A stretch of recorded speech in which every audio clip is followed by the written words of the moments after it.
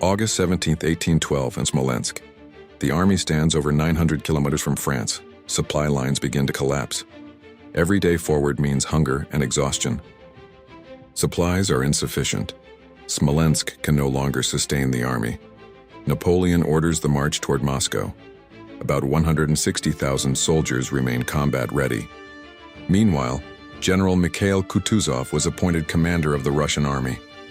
The soldiers were exhausted after weeks of retreat, but his arrival restored hope among the ranks. The situation of the French army was rapidly worsening. Exhaustion, heat, and lack of water devastated the troops. Dead horses lined the roads, and soldiers drank from puddles just to keep moving.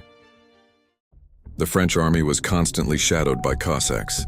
They attacked stragglers, destroyed supply wagons, and struck without warning, leaving the soldiers no rest even on the march. All this led to a growing wave of desertion within the French army. The Russians destroyed infrastructure and removed supplies, so nothing usable remained for the French. On September 5, 1812, the French attacked the forward position at Borodino, the Shevardino redoubt. They captured it after fierce fighting, suffering thousands of casualties on both sides. The battle foreshadowed the brutality of the main engagement.